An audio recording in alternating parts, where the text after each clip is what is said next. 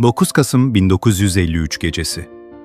Ankara'da Etnografya Müzesi'nin loş koridorlarında sadece birkaç kişinin ayak sesleri duyuluyor. Herkes nefesini tutmuş, 15 yıldır mermer bir lahtin içinde bekleyen o büyük sırrın açılmasını bekliyor. Dışarıda halk arasında fısıltılar dolaşıyor. Maaş bozuldu mu? Tabut patladı mı? Türkiye'nin ilk kadın patoloğu Profesör Kamile Şevki Mutlu, titreyen elleriyle vidaları söktürürken sadece bir bedene değil, bir ulusun kalbine dokunacağını biliyordu. Kapak kalktığında odadaki herkesin dizlerinin bağı çözüldü. 15 yıl geçmişti ama o, sanki sadece birkaç dakika önce uykuya dalmış gibiydi. Bugün, modern Türkiye'nin kurucusu Mustafa Kemal Atatürk'ün 10 Kasım 1938'de Dolmabahçe'de duran saatinden, 1953'te vatan toprağıyla kucaklaştığı Anıtkabir'e uzanan o hüzünlü ve görkemli yolculuğun bilinmeyenlerini anlatacağız. Bu, sadece bir cenaze töreninin hikayesi değil, bir milletin yasını nasıl bir ibadete dönüştürdüğünün destanıdır.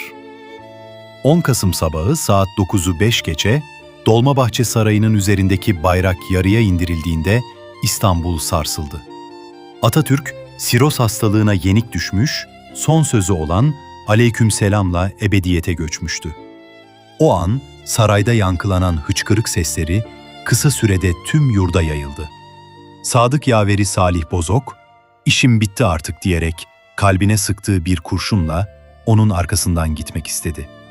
Ölüm haberi radyodan duyurulduğunda hayat durdu. Eğlence yerleri kapandı, ışıklar söndü.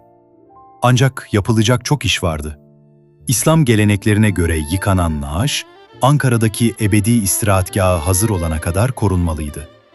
Doktor Lütfi Aksu tarafından yapılan titiz bir tahnit işlemiyle naaş, gül ağacından bir tabuta, o da kurşun bir sandukaya yerleştirildi. Dolmabahçe'nin muayyede salonunda 3 gün boyunca halkın ziyaretine açılan naaşın önünden tam 150 bin kişi geçti. Öyle bir izdiham yaşandı ki 11 vatandaşımız Atatürk sevgisiyle çıktıkları bu yolda ezilerek hayatını kaybetti. 19 Kasım sabahı tabut saraydan çıkarılarak bir top arabasına yerleştirildi. İstanbul, tarihinin en büyük kalabalığıyla atasını uğurluyordu. Saray burnuna kadar süren o yürüyüşte yabancı devletlerin gemileri de selam duruşundaydı. Naaş, TCG Yavuz gemisine bindirildiğinde denizin ortasında 101 pare top atışı yapıldı. Yavuz gemisi, Atatürk'ün hayattayken "Bu gemiyle uzun bir yolculuk yapmak isterim" dediği o gemiydi. Dileği hüzünlü bir şekilde gerçekleşmişti. İzmit'e varıldığında beyaz bir tren bekliyordu onu. Anadolu'nun bağrına doğru süzülen trenin geçtiği her istasyonda köylüler ellerinde meşalelerle, çocuklar gözyaşlarıyla raylara çiçekler bırakıyordu. Ankara garına varıldığında ise bir devletin tüm erkanı oradaydı. İsmet İnönü ve silah arkadaşları büyük komutanı sessiz bir saygıyla karşıladılar.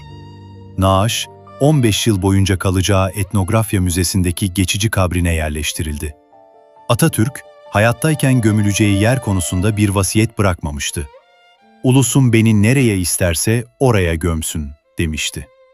Ancak Rasattepe'yi bir gezi sırasında görmüş ve "Bu tepe ne güzel bir anıt yeri" diye iç geçirmişti. İşte o tepe, şimdi Türkiye'nin kalbi olacaktı. 1944'te temeli atılan Anıtkabir'in inşası tam 9 yıl sürdü. Her taşında bir anlam, her sütununda bir tarih gizliydi. 1953 yılına gelindiğinde hazırlıklar tamamlanmıştı. Artık büyük kavuşma vaktiydi. 4 Kasım'da Etnografya'daki kabir açıldı. Naaş, genç subayların ve üniversite öğrencilerinin tuttuğu saygı nöbetleri eşliğinde nakle hazırlandı. 9 Kasım sabahı tarih kitaplarına geçecek o an geldi. Tahnitin bozulması ve naaşın toprağa verilmesi gerekiyordu. Profesör Kamile Şevki Mutlu, kurşun tabutun lehimlerini söktürdüğünde sandukayı koruma solüsyonlu talaş kokusu sardı. Muşamba açılıp yüzdeki pamuklar kaldırıldığında oradaki herkes donup kaldı. Atatürk 15 yıl önce Dolmabahçe'de bıraktıkları gibiydi. Cildi bronzlaşmış, sarı kaşları ve saçları olduğu gibi duruyordu. Sanki birazdan gözlerini açacak ve "Nerede kalmıştık?" diyecekti. Başbakan Adnan Menderes bu manzarayı gördüğünde sapsarı kesildi ve bakmaya dayanamayarak kapıya yöneldi. Kız kardeşi Makbule Hanım, abisinin tabutuna sarılarak dakikalarca ağladı. O an, bilimin ve sevginin birleştiği, zamanın teslim olduğu bir mucize anıydı. 10 Kasım 1953. Atatürk'ün ölümünün tam 15. yılında Ankara mahşeri bir kalabalığa uyandı. Naaş, 136 Asteğmen'in çektiği top arabasıyla Anıtkabir'e doğru yola çıktı. Kortejin uzunluğu 1,5 kilometreyi buluyordu. Aslanlı yoldan geçen naaş, Cumhurbaşkanı Celal Bayar'ın "Nur içinde yat atam" sözleriyle mozoleye getirildi. En alt kattaki mezar odasında, Selçuklu ve Osmanlı mimarisiyle bezeli o sekizgen odada, vatanın her köşesinden getirilen topraklar hazır bekliyordu. Kıbrıs'tan, Selanik'teki evinden, 81 ilin tamamından gelen topraklar harmanlandı. Atatürk, "Benim naçiz vücudum elbet bir gün toprak olacaktır" demişti. O gün, o naçiz vücut, uğruna ömrünü adadığı vatan toprağıyla sonsuza dek birleşti.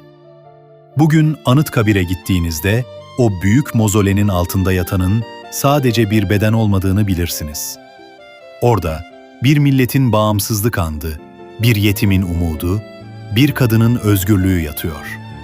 Atatürk'ün 15 yıllık geçici yolculuğu, aslında onun fikirlerinin sonsuzluğa olan yolculuğunun sadece küçük bir parçasıydı. O, fiziksel olarak toprağa dönse de, Türkiye Cumhuriyeti payidar kaldığı sürece her sabah 9'u 5 geçe yeniden doğmaya devam edecek.